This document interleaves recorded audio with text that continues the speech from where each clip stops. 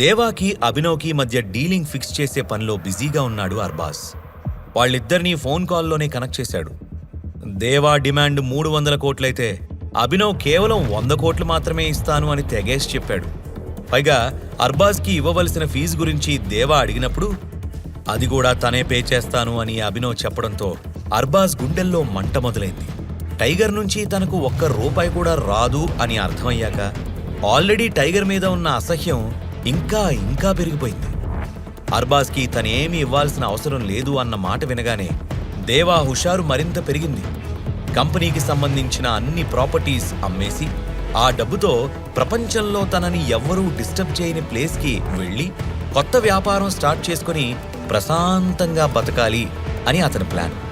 కాబట్టి బయ్యర్ ఎంతిచ్చినా అతనికి లాభమే కనబడుతోంది. దాంతో హుషారు పెంచిన దేవా, ఓకే, మనం ఈ డీల్ ఓకే చేసుకుందాం, కాకపోతే 200 కోట్లు ఫైనల్ రేట్ అని అన్నాడు. అతను మళ్లీ బేరం మొదలు పెట్టడంతో అటువైపు నుంచి అభినవ్ చిన్నగా నవ్వాడు. మీరు మళ్లీ పాత పాటే పాడుతున్నారు. ఒకే విషయం మీద గంటల తరబడి డిస్కస్ చేయడానికి నేను ఖాళీగా లేను. నా వైపు నుంచి డీల్ అయిపోయింది. 100 కోట్లకు సెటిల్ చేస్తే చెయ్యండి, లేకపోతే ఖేల్ ఖతం, దుకాణం బంద్ అని మొహం మీద కొట్టినట్టు చెప్పాడు. దేవా మొహంలో తీవ్రంగా నిరాశ కనిపించింది. వెంటనే అర్బాజ్ కూడా అందుకుంటూ, ఇతను వెళ్ళిపోతే మనకి మరో బయ్యరు దొరకడం కష్టం. ఇంకో డీల్ మాట్లాడాలంటే నువ్వు కొన్ని డేస్ ఆగాలి అని దేవాను హెచ్చరించాడు. దాంతో దేవాకి ఆ డీల్ ఒప్పుకోక తప్పలేదు. పైగా అతనికి టైగర్ ఇచ్చిన 1 వీక్ టైము రేపటితో అయిపోతుంది. మనీ అరేంజ్ చేసుకోలేదు కాబట్టి నీ కంపెనీ నాది అని టైగర్ కంపెనీని హ్యాండ్ ఓవర్ చేసుకుంటూ ఉంటే భరించడం కన్నా కంపెనీని దొంగతనంగా అమ్మేసి ఆ డబ్బుతో ఎస్కేప్ అవడమే కరెక్ట్గా ఉంటుంది అని దేవాకి తెలుసు. ఓకే అని తల ఊపిన దేవా, ఇంతకంటే బెస్ట్ డీలు నాకు దొరకడం కష్టం అని నాకు కూడా తెలుసు. మీరు మనీ ఇస్తే నేను డాక్యుమెంట్స్ హ్యాండ్ ఓవర్ చేస్తాను అని అభినవ్ వినేలా చెప్పాడు.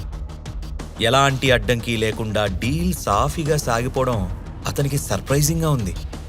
అర్బాజ్ నుంచి కాల్ రావడానికి 3 నిమిషాల ముందు చాందినీని ఏవో మాయమాటలు చెప్పి తన కారు నుంచి బయటికి పంపించేయడంతో దేవాతో చాలా రిలాక్స్డ్గా డీల్ మాట్లాడుకోగలుగుతున్నాడు అభినవ్. చాందిని వెళ్లిన కాసేపటికి రంజన్తో కలిసి వచ్చిన డాన్ పెద్ద బ్యాగుల నిండుగా మనీ తీసుకుని వచ్చి కారు డిక్కీలో బ్యాక్ సీట్లో సర్దారు. చాందిని ఉండగా వాళ్లు మనీ తీసుకునొస్తే తను అడ్డంగా దొరికిపోయేవాణ్ణి అని అభినవ్ అనుకున్నాడు. రంజన్తో కలిసి మనీ మొత్తం కౌంట్ చేసిన డాన్ అభినవ్కి థమ్సప్ చూపించాడు. దేవాతో ఇంకా కాల్లో కనెక్ట్ అయి ఉన్న అభినవ్ తన సైడ్ నుంచి అంతా ఓకే అవడంతో చిలిపిగా నవ్వుతూ, మీ దగ్గరికి ఇప్పుడు ఒక మనిషి మనీతో వస్తాడు. అతని దగ్గర మనీ తీసుకుని డాక్యుమెంట్స్ హ్యాండ్ ఓవర్ చేయండి అని దేవాతో చెప్పాడు. కానీ అభినవ్ మాటలు విన్న అర్బాజ్ మైండ్ బ్లాక్ అయింది. అదేంటి, డాక్యుమెంట్స్ నా దగ్గర ఉండాలని ముందే మనం మాట్లాడుకున్నాం కదా అని కంగారుగా అడిగాడు. చూడండి అర్బాజ్, నా ప్లాన్ కొంచెం మారింది. అయినా ఈ విషయం గురించి ఎక్కువగా డిస్కస్ చేయడానికి నా దగ్గర అంత టైం లేదు. డాక్యుమెంట్స్ నా దగ్గర ఉండడం వల్ల మీకొచ్చే నష్టమేం లేదు. నాతో డీల్ చేయాలా వద్దా అన్నది ముందు మీరు ఫిక్స్ అవ్వండి అని చాలా షార్ప్గా వార్నింగ్ ఇచ్చిన లెవెల్లో అన్నాడు అభినవ్. అసలే ఆత్రంగా ఉన్న దేవా కూడా అభినవ్కి సపోర్ట్ చేస్తూ, యు ఆర్ రైట్, నాకు కూడా ఎక్కువ టైం లేదు. మనం ఒక్క సిట్టింగ్లోనే అన్నీ సెటిల్ చేసుకోవడం మంచిది అని అనడంతో అర్బాజ్కి మాట్లాడడానికి ఏమీ మిగల్లేదు. సిచ్యువేషన్ తనకి వ్యతిరేకంగా వెళ్తుంది అని అతనికి అర్థమైంది. కానీ దాన్ని గ్రిప్పులోకి తెచ్చుకోవడానికి ఏం చెయ్యాలో అర్థం కాలేదు. దేవా తన డీల్ని యాక్సెప్ట్ చేయడంతో, వెరీ గుడ్, మీరు ఏ రూమ్లో ఉన్నారో నెంబర్ చెప్పండి అన్నాడు అభినవ్. 276 అని క్విక్గా ఆన్సర్ చేశాడు దేవా. వెంటనే కాల్ మ్యూట్ చేసిన అభినవ్ రంజన్ వైపు తిరిగి, రూమ్ 276, కేర్ఫుల్ అని ఆదేశించాడు. డాన్ చాలా పాపులర్ ఫిగర్ కాబట్టి అతన్ని దేవా గుర్తుపట్టే అవకాశం ఉండడంతో మనీ తీసుకుని రెస్టారెంట్లోకి వెళ్లే డ్యూటీ రంజన్కి ఇచ్చాడు అభినవ్. ఓకే బాస్ అని తల ఊపిన రంజన్ ముందుకు కదిలాడు. అతనితో పాటు వచ్చి కొంచెం దూరంలో వెయిట్ చేస్తున్న 10 మంది మనుషులు కారు దగ్గరకొచ్చారు. అందరికీ తలా ఒక మనీ బ్యాగ్ అందించాడు డాన్. వరుసగా అందరూ రంజన్ని ఫాలో చేశారు. మళ్లీ అన్మ్యూట్ చేసి దేవాతో కాల్ కంటిన్యూ చేసిన అభినవ్, మన డీల్ మొత్తం ఫినిష్ అయ్యే వరకు నేను ఫోన్లోనే కంటిన్యూ అవుతాను, మీరు డాక్యుమెంట్స్ అప్పగించండి అని చెప్పడంతో అర్బాజ్కి కడుపు రగిలిపోయింది. తనని అడ్డంగా బుక్ చేసి గేమ్ మొత్తం తన గ్రిప్పులోకి తీసుకున్న అభినవ్ తల పగలగొట్టాలి అన్నంత కసిరేగింది. కంపెనీ డాక్యుమెంట్స్ తన గుప్పెట్లో పెట్టుకుని టైగర్ని ట్రాప్ చెయ్యాలి అని అతను వేసిన ప్లాన్ అట్టర్ ఫ్లాప్ అయిపోయింది. నిండా 25 ఏళ్లు కూడా లేని వీడు నన్ను నిలబెట్టి నీళ్లు దాగిస్తున్నాడు అని కసిగా అనుకున్నాడు. కానీ క్షణాలు గడిచే కొద్దీ అతనిలో కసి పెరిగింది. ఇప్పుడు ఏదో ఒక రకంగా ప్లాన్ చేసి టైగర్ని ఇరికించకపోతే లైఫ్ లాంగ్ టైగర్కి బానిసగా బతకాలని అతనికి అర్థమైపోయింది. ఇప్పుడు ఇక్బాల్తో కలిసిపోవడం ఒక్కటే బెస్ట్ సొల్యూషన్. టైగర్ని ఉచ్చులో పడేయడానికి ఇక్బాల్ మాత్రమే మాస్టర్ ప్లాన్ చేయగలడు అని నమ్ముతున్నాడు. అర్బాజ్ ఆలోచనలు ఒక రకంగా ఉంటే దేవా ఇంకో రకంగా ఆలోచిస్తూ ఉన్నాడు. మనీ తన చేతికి రాబోతుంది అని అతనికి ఇన్ఫర్మేషన్ రాగానే విపరీతమైన యాంగ్జైటీ స్టార్ట్ అయిపోతుంది. డబ్బులు చేతికొచ్చే వరకు అతని మనసుకి కుదురు ఉండేలా లేదు. ఒకవైపు తన ప్లాన్ ఫెయిల్ అవుతుందేమో అన్న టెన్షన్తో నలిగిపోతున్నాడు. మరోవైపు టైగర్ మనుషులు తన మీద నిఘా పెట్టారేమో అన్న భయం చూపుతోంది. 100 కోట్లతో రేపు ఉదయం ఫ్లైట్ ఎక్కే వరకు తనకి సెక్యూరిటీ కోసం రౌడీల్ని అపాయింట్ చేసుకోవడం బెటర్ అని కూడా అతను ఆలోచిస్తున్నాడు. సరిగ్గా అప్పుడే రూమ్ డోర్ మీద ఎవరో చిన్నగా చప్పుడు చేశారు. బయ్యర్ పంపిన మనిషి వచ్చాడేమో అని ఆరాటంగా అన్నాడు దేవా. అర్బాజ్ ఉలిక్కిపడి అప్పుడే వచ్చేశాడా అని మనసులో అనుకుంటూ తల తిప్పి దేవా వైపు చూసి, నీ దగ్గర డాక్యుమెంట్స్ రెడీగా ఉన్నాయా అని అడిగాడు.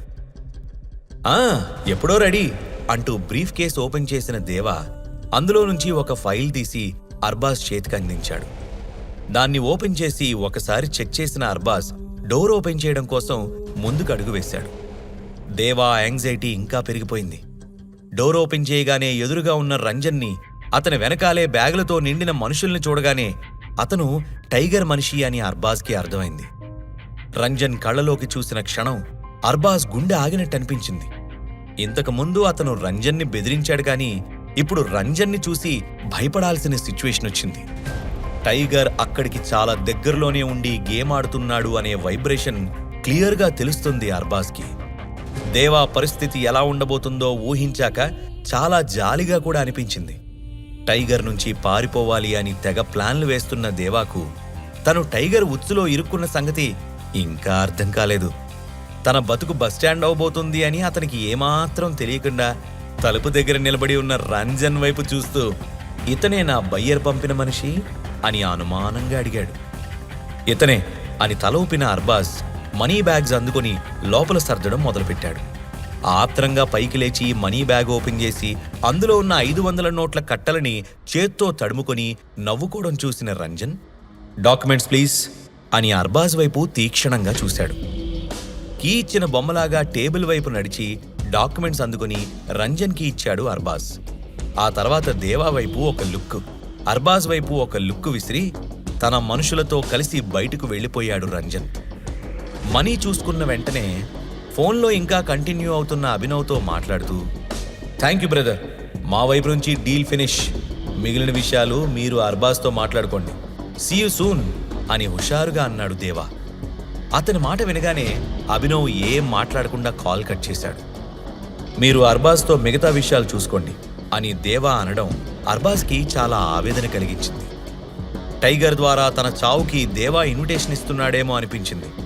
ఎలాగైనా టైగర్ని ఇరికించాలి అన్న ఆరాటం మరింత పెరిగింది. డబ్బు తన చేతికొచ్చిన సంతోషంలో హుషారుగా ఉన్న దేవా పైకి లేచి నిలబడి, thank you so much Arbaaz భాయ్, నీతో బిజినెస్ చేయడం నాకు చాలా హ్యాపీగా అనిపించింది. సీ యూ అంటూ డోర్ వైపు అడుగులు వేశాడు. కసితో పళ్ళు కొరికిన అర్బాజ్, ఒక్క నిమిషం ఆగు, నీకిప్పుడు ఒక నిజం చెప్పాలి అని నెమ్మదిగా అన్నాడు. డోర్ హ్యాండిల్ మీద చేయి పెట్టిన దేవా వెనక్కి తిరిగి అర్బాజ్ వైపు చూస్తూ, సారీ, ఏమన్నా నాకు సరిగ్గా వినిపించలేదు అని అడిగాడు. నీకు ఒక నిజం చెప్పాలనుకుంటున్నాను, వింటే అదిరిపోతావు అని ఊరించాడు అర్బాజ్. అవునా, ఏంటా నిజం అని ఆశగా వెనక్కి తిరిగాడు దేవా.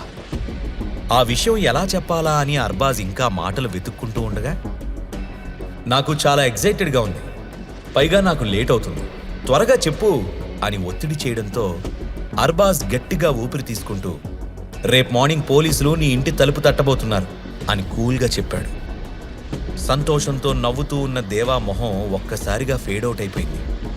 భయంతో గజగజమంటున్న గుండెను కంట్రోల్ చేసుకోవడానికి ట్రై చేస్తూ అర్బాజ్ వైపు చూసి, ఏమన్నావు భాయ్, నాకు అర్థం కాలేదు అన్నాడు.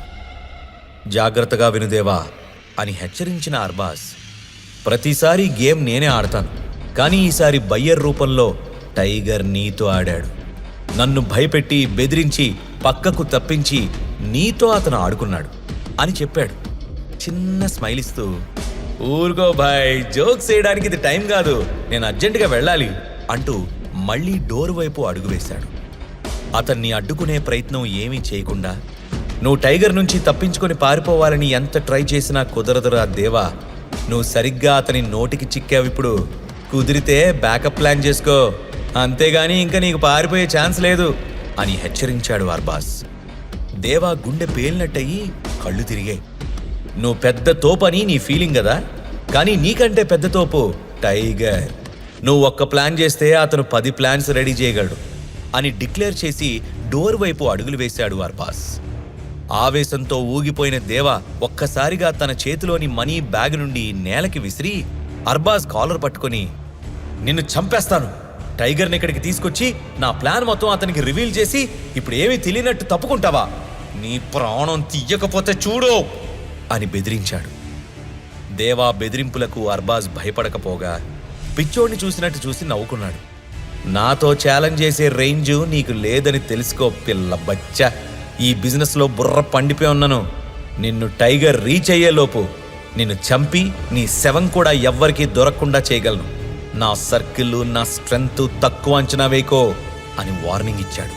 దాంతో అర్బాజ్ కాలర్ పట్టుకున్న దేవా చేతులు జారిపోయాయి. రేయ్, వెళ్లబోయే ముందు నీకు చివరి అడ్వైస్, నీ సమాధి తవ్వడానికి పలుగు పారా సిద్ధం చేశాడు టైగర్. పోలీసులు నీకోసం వచ్చేలోగా పారిపో, చూద్దాం నీ రాత ఎలా ఉందో. నీకు భూమి మీద ఇంకా ఎన్ని రోజులు గాలి పీల్చే ఛాన్స్ మిగిలిందో తెలుసుకోవాలని ఎక్సైటింగ్గా ఉంది అని వార్నింగ్ ఇచ్చాడు అర్బాజ్. తను దారుణంగా మోసపోయాను అని అర్థమైన దేవా పిడికిలి బిగుసుకుంది. అతని బ్లడ్ బాయిల్ అవడం మొదలైంది. ఇదంతా నువ్వు ముందే నాకెందుకు చెప్పలేదు, నన్నెందుకు అలర్ట్ చేయలేదు, టైగర్ పంజా నుంచి తప్పించుకోవడానికి ట్రై చేసి నా మెడ టైగర్ నోటికి అందించానా అంటూ రంకెలు వేస్తున్నాడు. అతన్ని కూల్గా అబ్జర్వ్ చేస్తున్నాడు అర్బాజ్. దేవాని ఏం చేయబోతున్నాడు అభినవ్? టైగర్ పంజా నుంచి దేవా తప్పించుకోగలడా? అర్బాజ్ ఫ్యూచర్ ప్లాన్ ఏంటి? ఇక్బాల్తో కలిసి టైగర్కి చెక్ పెట్టాలి అనే అతని ఐడియా సక్సెస్ అవుతుందా? ఈ ప్రశ్నలకు సమాధానాలు తెలుసుకోవాలంటే నెక్స్ట్ ఎపిసోడ్ వినాల్సిందే. క్రింద ఇచ్చిన లింక్ ని క్లిక్ చేసి పాకెట్ ఎఫ్ఎం యాప్ ని ఇన్స్టాల్ చేసుకోండి. Stay tune to pocket FM.